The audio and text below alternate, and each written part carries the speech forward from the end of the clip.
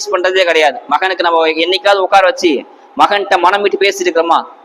என்னைக்காவது மகன் பக்கத்துல உட்கார வச்சு என்னப்பா அவனுக்கு என்ன கஷ்டம், என்ன வேணும் அப்படி என்னைக்காவது கேட்டிருக்குமா? கிடையாது. அட்வைஸ் பண்றோம், அதுவும் கிடையாது. அட்வைஸ் பண்றதும் கிடையாது. அட்வைஸ் பண்ற கேட்கிற மனநிலை மகனும் கிடையாது.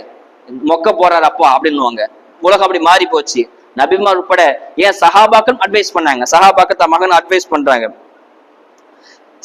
அலி ரலியல்லாஹு அன்ஹு மருமகன் அலி ரலியல்லாஹு அன்ஹு தன்னோட மூத்த மகன் ஹசனுக்கு உபதேசம் செய்யறாங்க. ஹசன் ரலியல்லாஹு கிட்ட கூப்பிட்டு ஹசனே உபதேசம் செய்யறாங்க. என்ன, உனக்கு மார்க்கம் வேணும் அப்படின்னு சொன்னா, மார்க்கம் அதாவது தீன் உனக்கு வேணும் அப்படின்னு சொன்னா நீ நல்லவர்களை தொடர்பு அதிகப்படுத்திக்க, நல்லவங்களை எப்பயுமே பழகு, நல்லவங்களை சவகாசத்தை வச்சுக்க, நல்லவங்க கூட இரு, நல்லவங்க பேச கீழே அப்படின்னு ஹசன் ரலியல்லாஹு அவங்களுக்கு அலி ரலியல்லாஹு உபதேசம் செய்யறாங்க. எப்படி ஒரு உபதேசம் பாத்தீங்களா? நல்லவங்க கூட இருந்தா நீ உனக்கு மார்க்கம் கிடைக்கும், மார்க்கம் வேணும் தீன் வேணும் சொன்னா நல்லவங்க கூட அதிகமா சவகாசம் வச்சுக்க.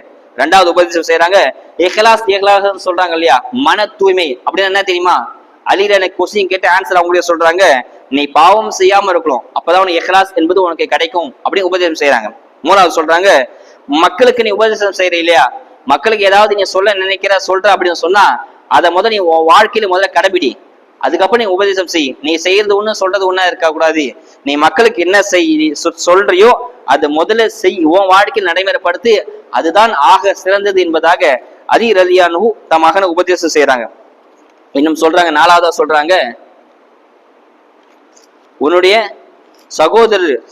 சகோதரருடைய நீ பேணி பாத்துக்க, சகோதர உறவை எந்த காலம் துண்டிச்சிடாத, சகோதரர் ஹுசைன் ரலியல்லாஹு அன்ஹு அவங்க உறவை துண்டிச்சிடாத, அவரை நீ பத்திரமா பாத்துக்க அப்படின்னு. அஞ்சாவது உபதேசம் செய்யறாங்க, ஒருத்தர் யாராவது உனக்கு அநீதி செஞ்சுட்டாரு, உனக்கு ஏதாவது தவறு செஞ்சுட்டான்னு சொன்னா, அவர் தவறு செஞ்சு மனம் வந்து உங்கள்கிட்ட மன்னிப்பு கேட்டான்னு சொன்னா நீ மன்னிச்சுது, மன்னிக்காமல இருக்காத அப்படின்னு உபதேசம் செய்யறாங்க. எவ்வளவு பெரிய உபதேசம்! சின்ன உபதேசம் தான் ஆழமான அர்த்தம் புரிந்து இருக்குது. இப்படி எல்லாரும் உபதேசம்